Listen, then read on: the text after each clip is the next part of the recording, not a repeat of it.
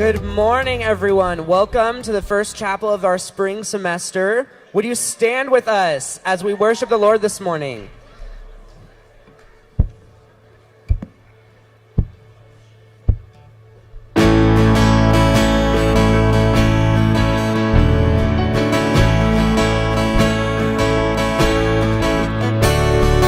Where was the darkness when hope was restored? Where was despair when my God split the shores?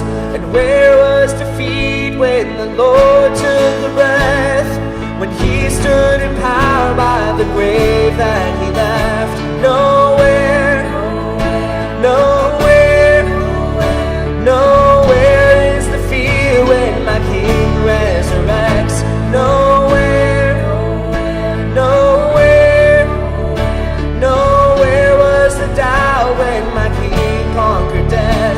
Yeah.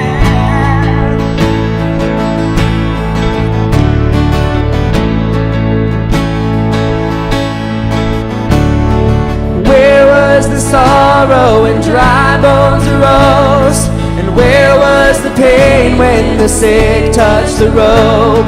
And where was disgrace when the King laid to rest? The stronghold of sin by the grace he possessed. Nowhere, nowhere, nowhere is the fear when my King resurrects. Nowhere, nowhere, nowhere was the doubt when my King conquered death. Nowhere, nowhere, nowhere is the fear when my King resurrects. Nowhere, nowhere, nowhere was the doubt when my King conquered death. Nowhere.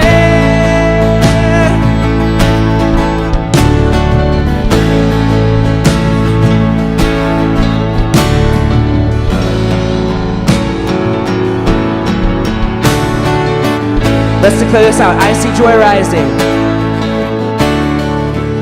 I see joy rising. I hear hope calling. I see fear hiding. I hear chains falling. I see walls shaking. I hear doubt running. 'Cause my God's on his way. Yes, he is coming. I see joy rising. I hear hope calling. I see fear hiding. I hear chains falling. I see walls shaking.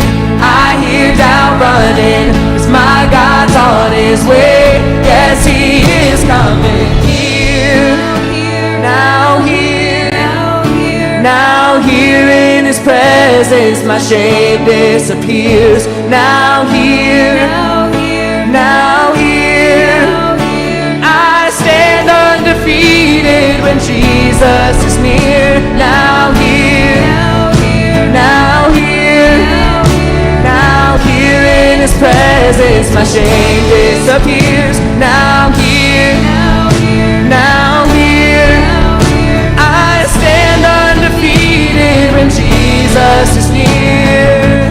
I see joy rising. I hear hope calling. I see fear hiding.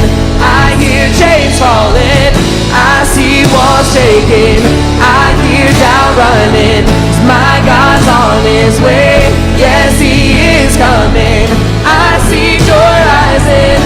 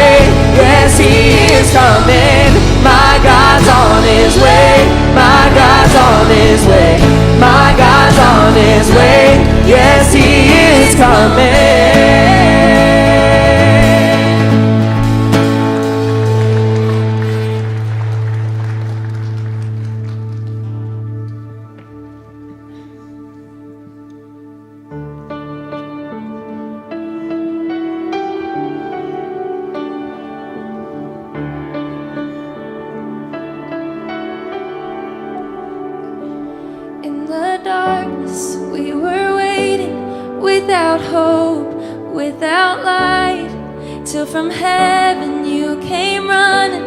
There was mercy in your eyes to fulfill the law and prophets.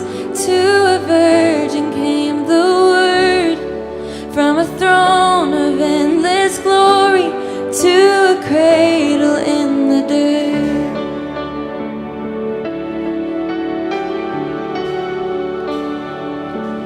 Praise the Father, praise the Son, praise the Spirit, three and one. God of glory, majesty, oh praise forever to the King of Kings.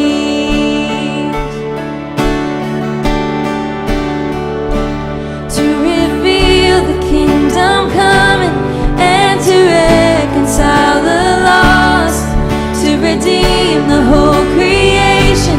You did not despise the cross, for even in your suffering you saw to the other side, knowing this was our salvation. Jesus, for our sake you died.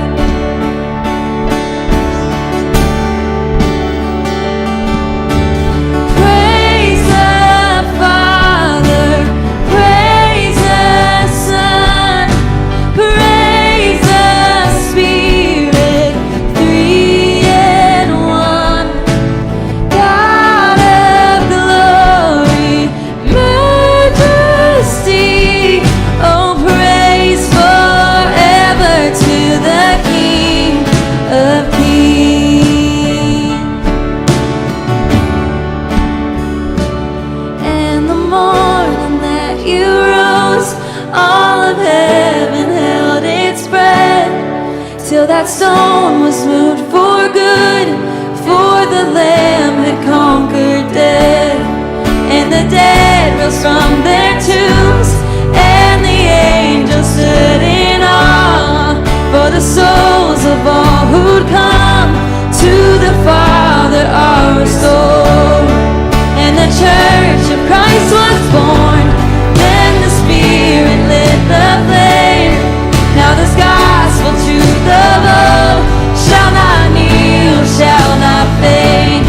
By his blood and in his name, in his freedom I am free. For the love of Jesus Christ, who has resurrected me.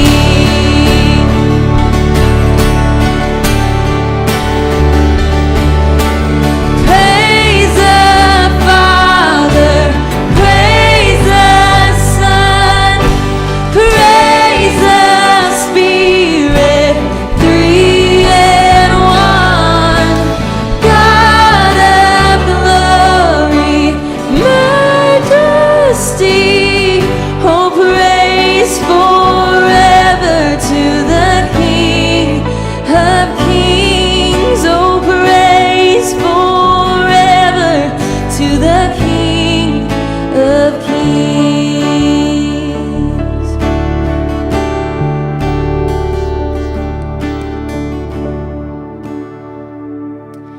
Yeah, Lord, thank you just for this time to worship you and praise your name. And you're so deserving of everything that we have to offer you. And God, I just pray that you bless this time, Lord, and bless the message, God, that it would speak to our hearts. Thank you for the snow. And I just pray that we continue to focus on you today. Amen. Also, there is a group coming this Friday. They're called Circuit Riders, and they will be at the Historic Church at 6 p.m., and they're going to share the gospel. So everyone's welcome. Thank you, worship band. That was awesome. Thank you for that time. So I just wanted to have a few quick announcements, and then we'll introduce your speaker for today. So one quick announcement is that as you noticed today, we're scanning as we come in again. It seemed to give us a lot of problems at the very beginning of the year. I've learned that there's not good Wi-Fi in here, and so we've moved it out there, and it seems to be working better. And so my just one request is that you come just a little bit earlier. You can't come right at 10. You have to come a little bit before so you can get in case there's a line. So if you could just come right after class, and then we'll get you scanned in. We'll open the doors at least by 10 till. We'll try to open them at quarter till so we can make sure to get everyone in. Second thing is I just want to remind you, this is that we're not supposed to have food or drinks inside of this space. And so just to help keep it safe and looking good and not having stains everywhere, we just want to remind you that you can have your coffee drink out in the atrium, but we don't want to bring those in. If you want to just bring in your water, that would be great. I'll talk about some more announcements later on next chapel, but those are the two that I wanted to hit for today. And I wanted to leave time for President Jansen. He comes to share with us today. Today is the beginning of the Exaudio lecture series. Exaudio is the hearing and then putting into practice of what God is speaking to us through His Word.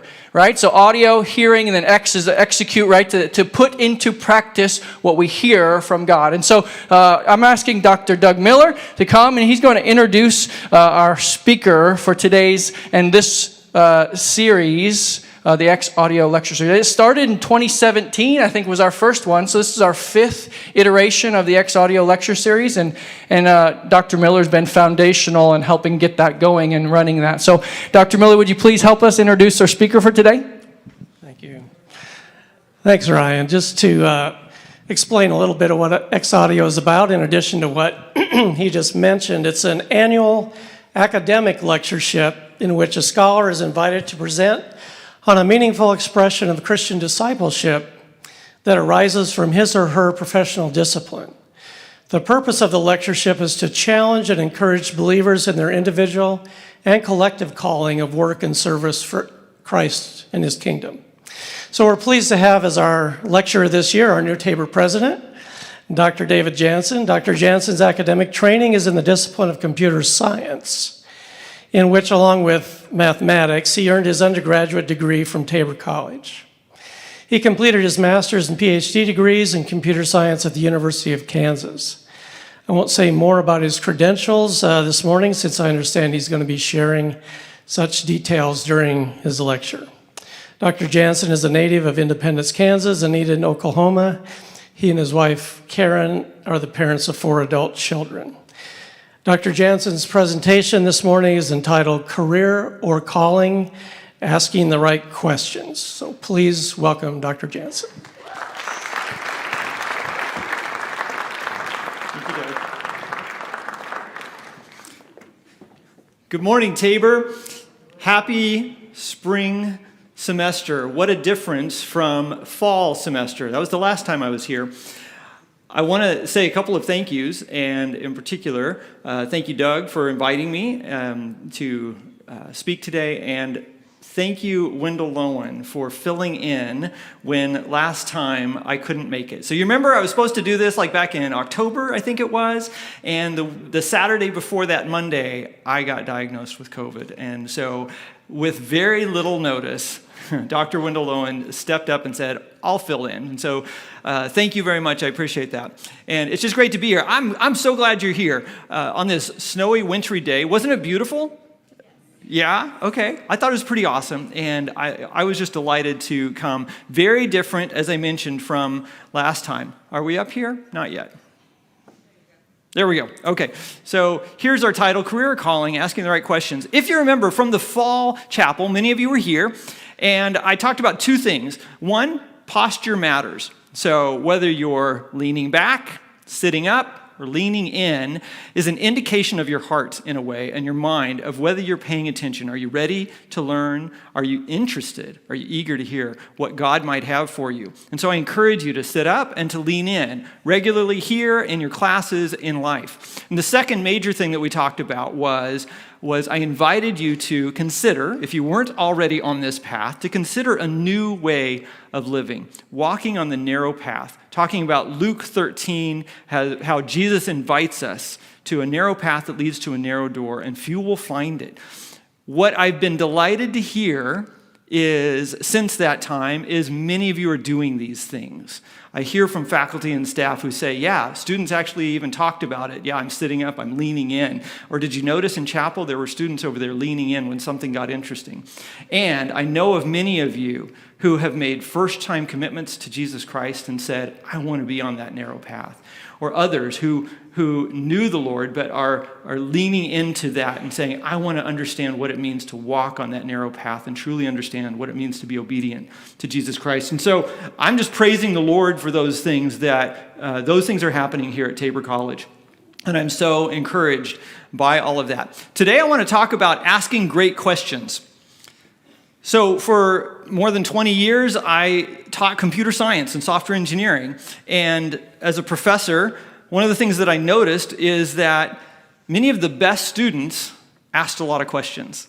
There seemed to be a correlation there. Learning to ask good questions was connected to being a really good student. And you might think, well, the good students, they know everything, right? They don't need to ask questions. But it was just the opposite. I remember one of my first years at Cal Poly, one of our top students in the capstone, a young lady that had basically a 4.0 coming into her senior year and had never done computer science before. And she had suffered from imposter syndrome and struggled with, do I belong here? She had excelled. She had worked really hard. And one of the things she had learned to do was ask a lot of great questions. And she would come to my office for office hours.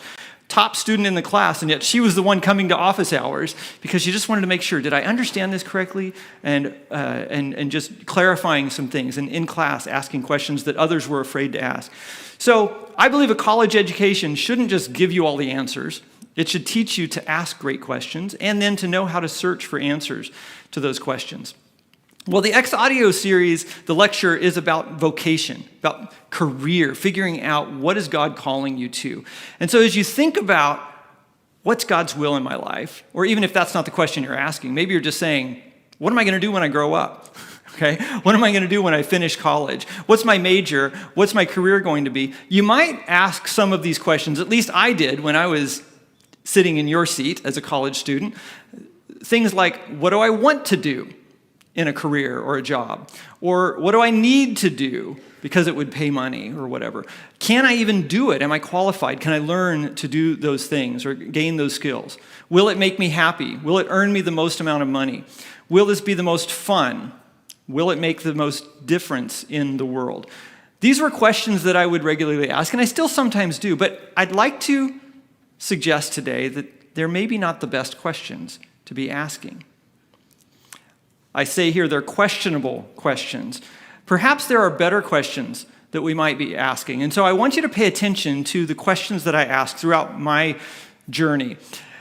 I've used this Venn diagram with a number of students over the years, and I think I saw it probably when I was a Tabor student, something along these lines. When you're thinking about a career, what's a great place to go? Well, if you can be right in the middle of all three of these, where all three of these circles intersect, doesn't that seem about ideal? If you can find a career, a job that is something you love to do, and it pays well, and you're capable, you can do it, that's really an ideal place to be, right? It's kind of not ideal if you can only do one of these, or maybe even two of them. So for instance, take what I love to do and what pays well, but I'm no good at it.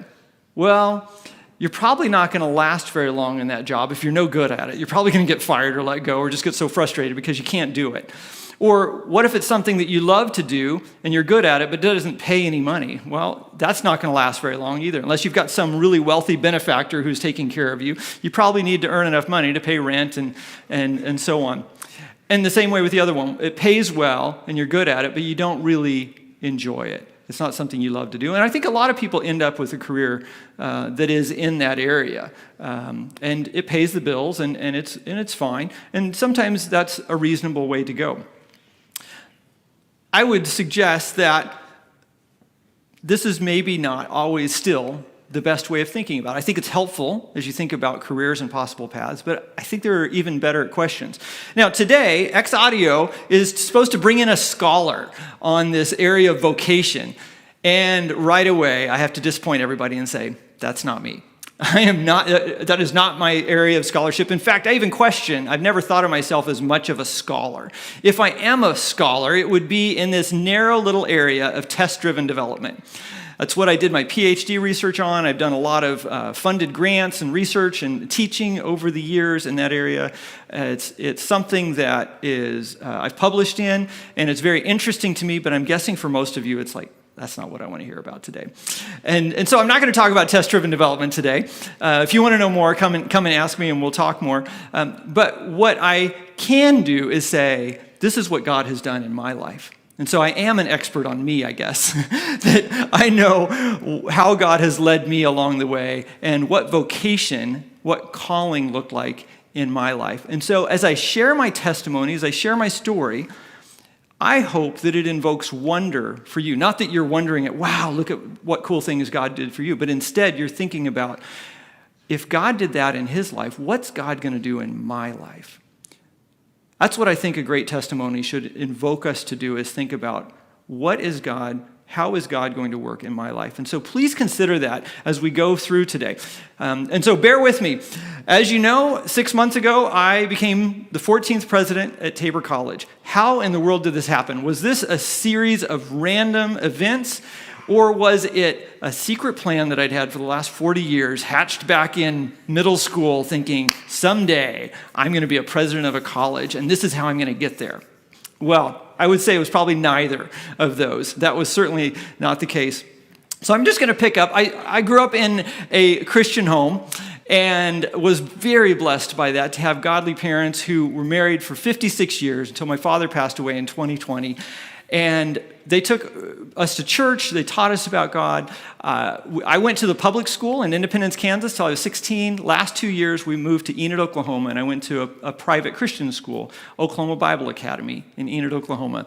And then I came in fall of 1986 to Tabor College, and thinking that I'm going to be a high school math teacher is what I came thinking. I dove into things. I loved college. I played soccer. I was in choir. I was in band. I was in campus ministries. I loved mathematics. I got encouraged to also do computer science, so I added that as a second major. I loved the lifelong friendships I was starting to build during that time.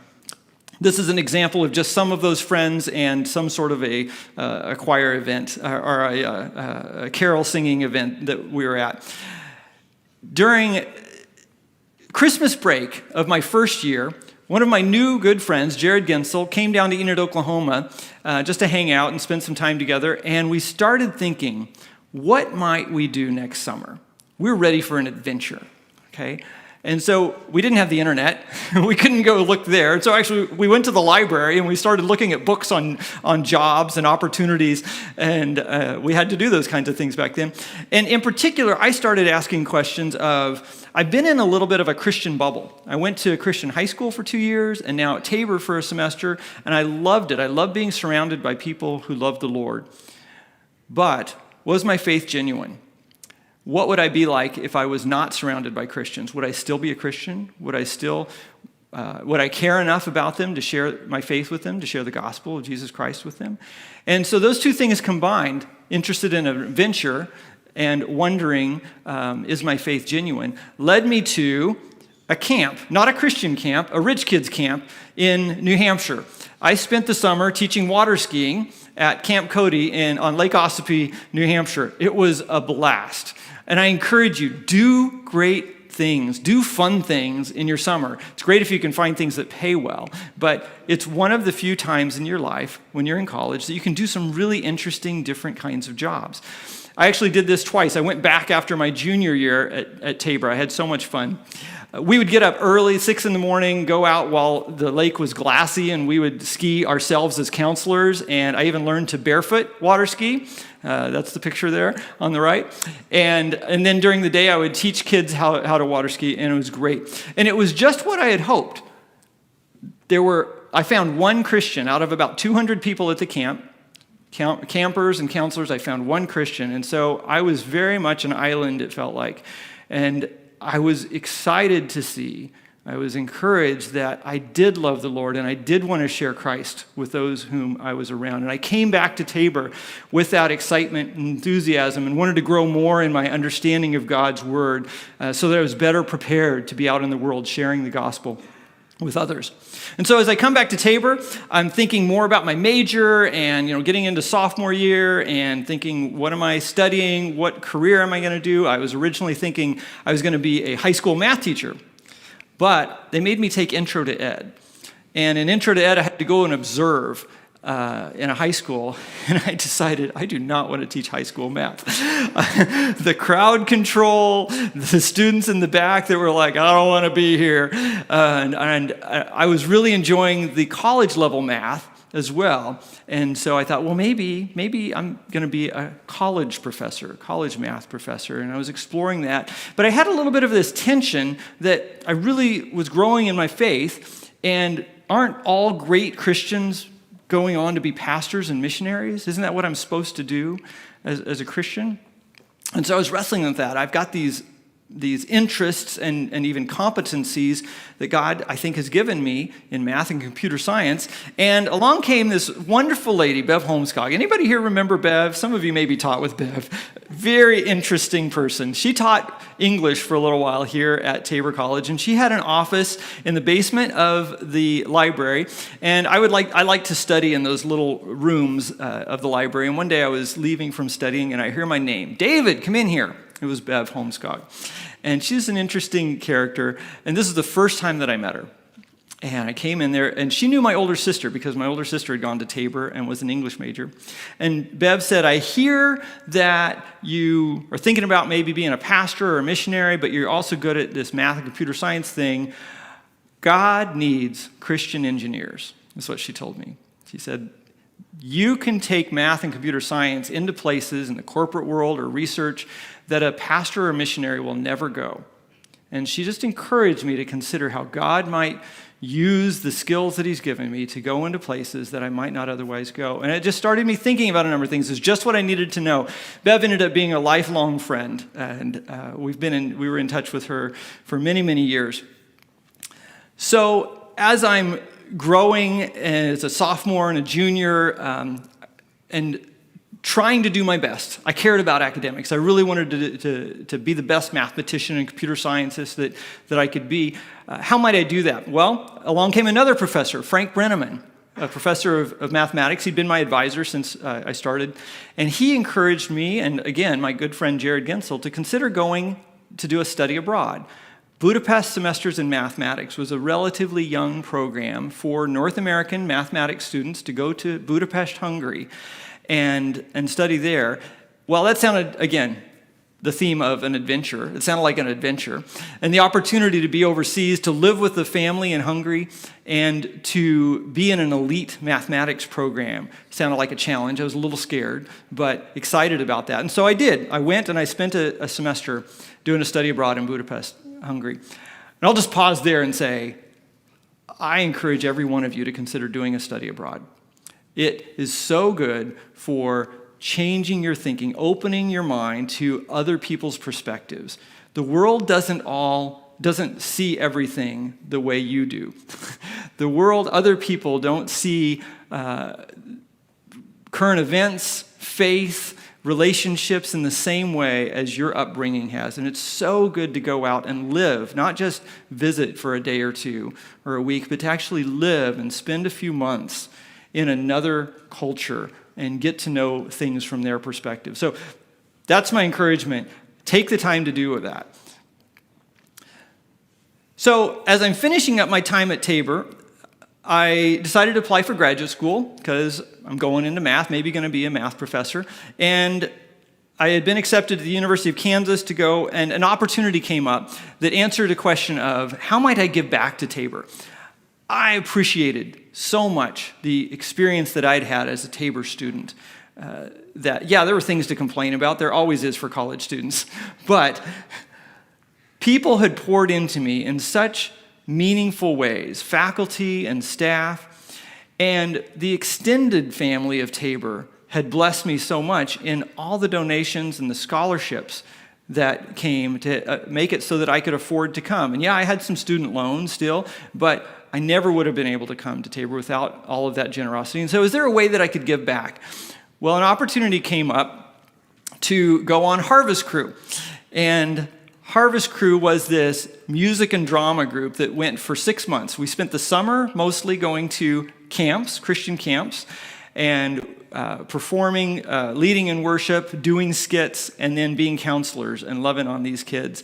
And then most of the fall, then traveling around to different churches. And it was just a fantastic experience. And my younger sister Julie, was able to go with me. And so that was a cool kind of last time of spending close with one of my siblings before I went off into the real world.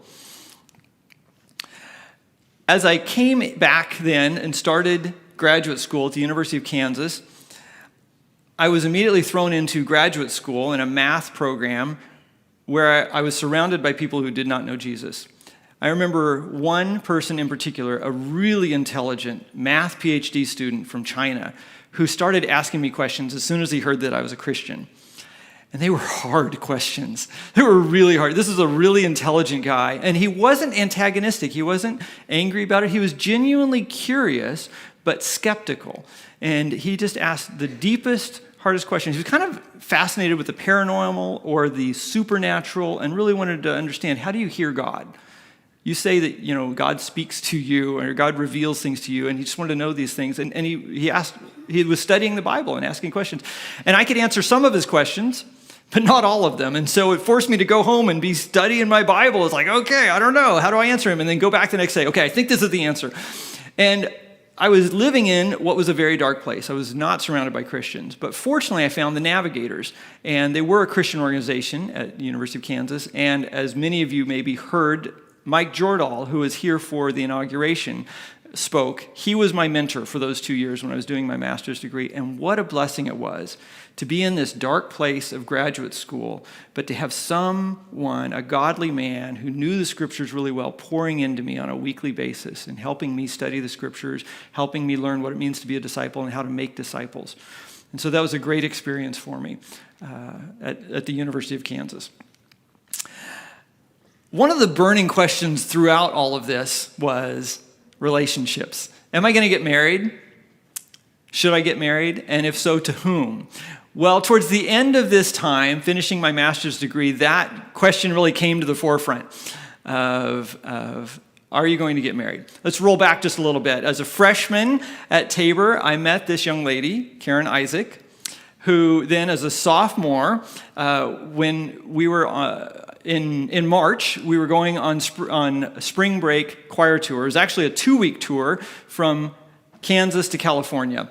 And early on, maybe on the first day of that tour, we kind of all tossed our pillows onto the bus, and they'd land somewhere, and that's who you were going to sit with. And our pillows landed next to each other. And so we sat together for a really long drive that first day, and we talked.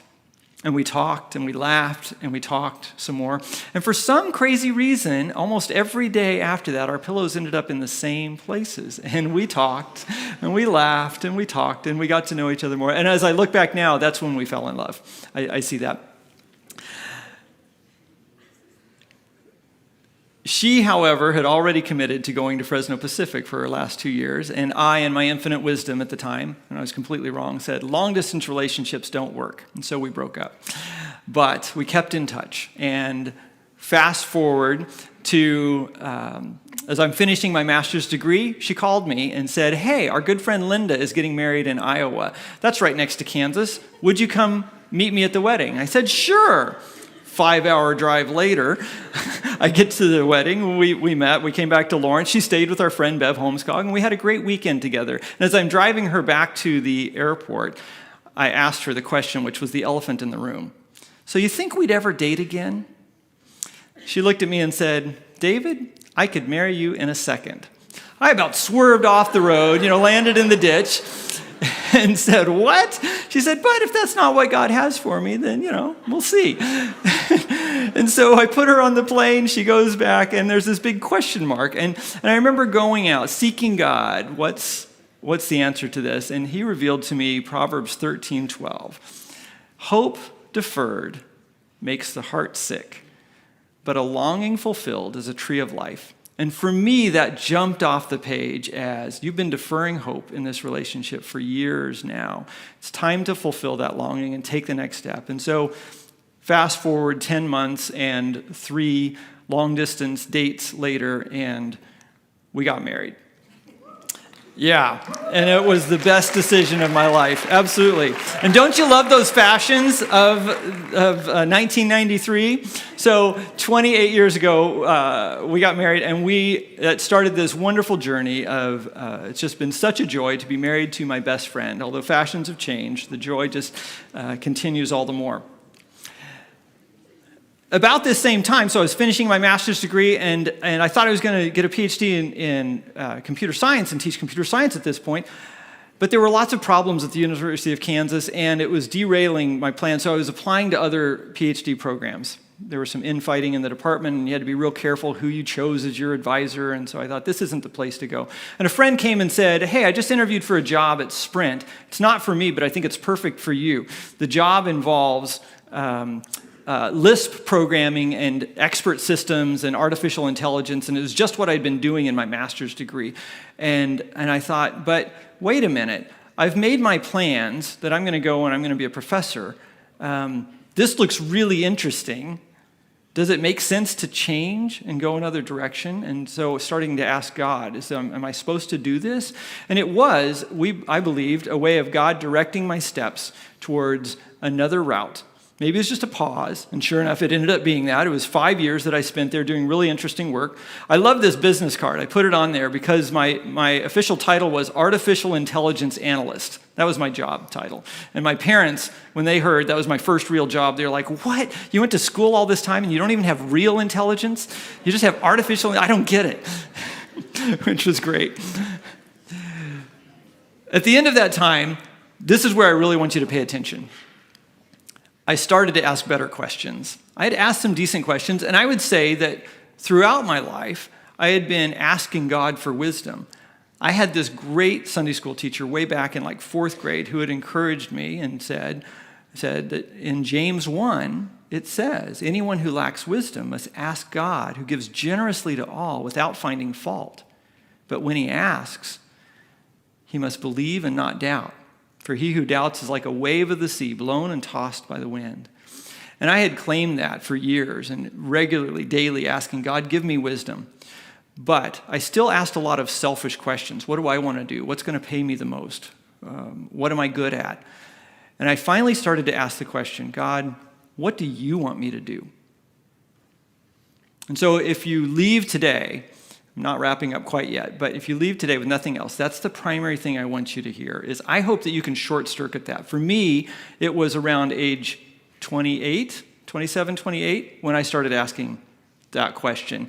Perhaps you can start earlier than I did, of asking, God, what do you want me to do today? God is the creator of the universe, the creator of you. He knows you and your future better than you do. Better than anyone else does, better than your parents do, better than your professors do. God knows you intimately, and he knows what's coming. So if you ask him to direct you, and you truly learn how to listen to what that is, I believe he'll take you on an adventure that might be different than what you expected, but will be great.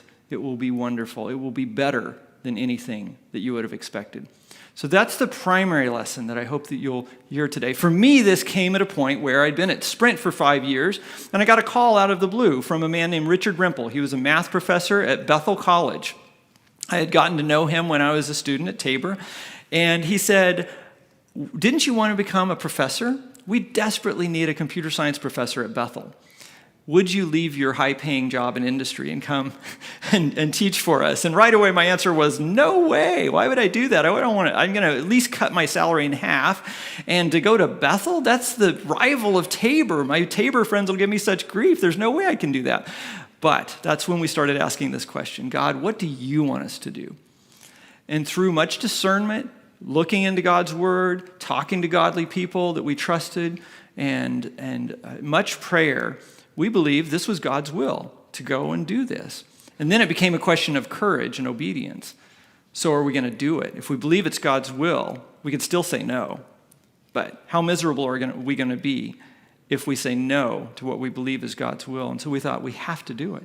And so we did. So we went to Bethel College, and I taught there for 7 years, and we immediately started doing ministry with college students, and I loved it. We had Bible studies in our home. Here's an example of some of these students, and you can see this was in a time when we were having our babies. I think this was maybe like 2 or 3 days after our second son, Simon, was born.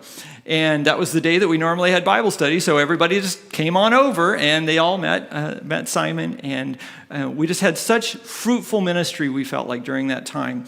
And I was known as the evangelical on campus at Bethel. They'd let me speak in chapel once a year and say, okay, that's enough. But I loved it. We were free to do ministry, and so. But then the next question of, God, what do you want me to do?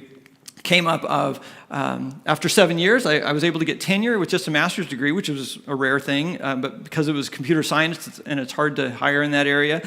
And I got a sabbatical, and everything I wanted to do on the sabbatical required a PhD. I was like, well, maybe I should get a PhD. But I'd never been really excited about doing research. But finally, this topic had just come out, test-driven development and agile software development, and I was kind of interested. And I said, there are some questions that need to be answered. And so, sure enough, in just pursuing God and what do you want us to do, we decided, yes, we're supposed to go and do the PhD. And so I cut my salary in half again, and I think we were making about $12,000 a year with a family of 4. But God sustained us through that, and we had a wonderful experience doing the PhD at KU. Continuing to ask those questions, as I'm finishing the PhD, a job came up at Cal Poly that just looked perfect for me, and I thought, that looks really interesting, but I never saw myself going to the public university. I thought I was going to be maybe in a private Christian college. But after praying through it and asking God, what do you want us to do? We got a strong sense of, I want you to go be a missionary in the public university. I want you to be a tent maker. The state of California is going to pay your salary. You had to get a PhD. Well, God had to give me a PhD, is how I would view it, in order to get there, and I had to work hard at it, but it gave me a platform. And every quarter, at the beginning of every class, I would say, at the beginning of the semester, essentially, I would say, I want you to know that I'm a Christian.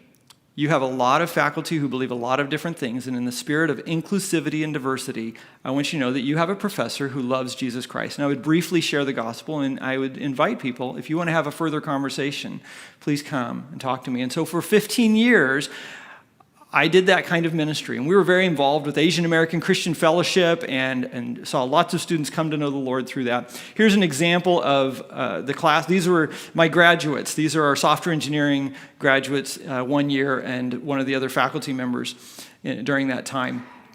Also during that time, asking, what about our house? Our boys had chosen to share a room because there was this little Lego room hidden in the closet, so we had an extra bedroom in the house.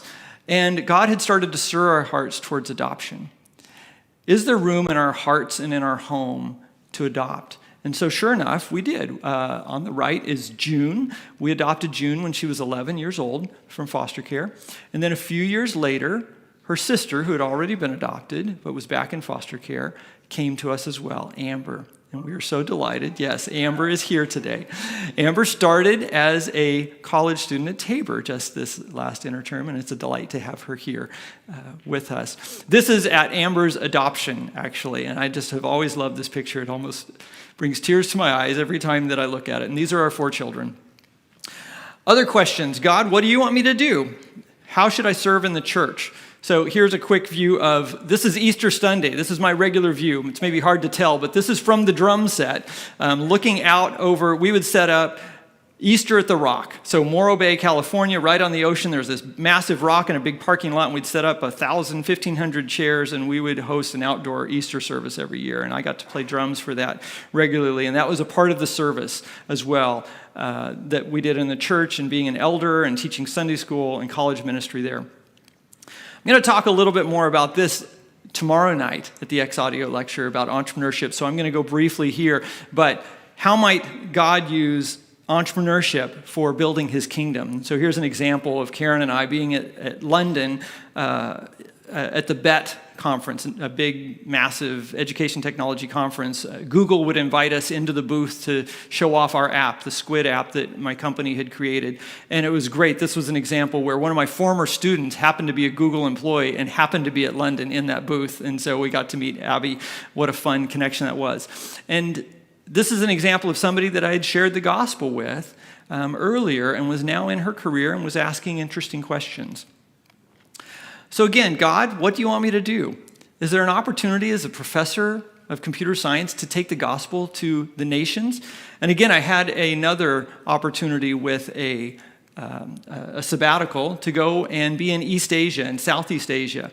And that's a whole nother story, but what a great opportunity it was to go using the platform of being a computer science professor to get my foot in the door into universities and share the gospel in those places.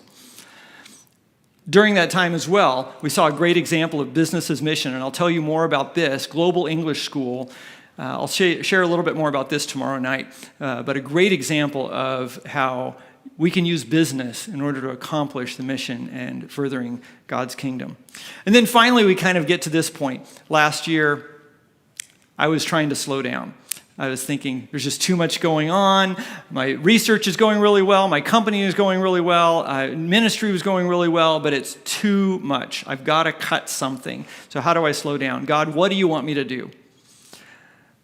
Without going into all the details, apparently it was this. I don't know that this is slowing down, but it became clear that this was what God wanted me to do and was calling me to this. You see a couple of familiar faces maybe there. You remember last fall, that nice, warm, sunny weather. We were all in shorts and T-shirts, different than the beginning of the spring semester, but that weather is coming back. And what a joy it is to be here and to be with you. So as I wrap up, these are some of the questionable questions that you might be used to asking. I encourage you to change that and ask them things like this. God, what do you want me to do today? God, are you in this opportunity, whatever it may be? Am I making this decision out of fear or by faith? And I encourage you to choose faith. Have courage as you go through this. How do we hear his answer? That's a whole nother sermon, but I'll briefly just mention here. Be in relationship with Christ, with God. Spend time with him and his word and his people. You've got to have that context to be able to hear him, I believe. An idea might come to you from God's word, from someone else, a friend or an adult, a teacher. Might come from just yourself, an idea pops into your mind, or from God himself. He may reveal some idea to you. And evaluate that idea. Just because you hear something, just because someone says, I think you should do this, doesn't mean you should do it. Think about it, evaluate it carefully. And I think all of these should apply. Is it consistent with God's word? This opportunity?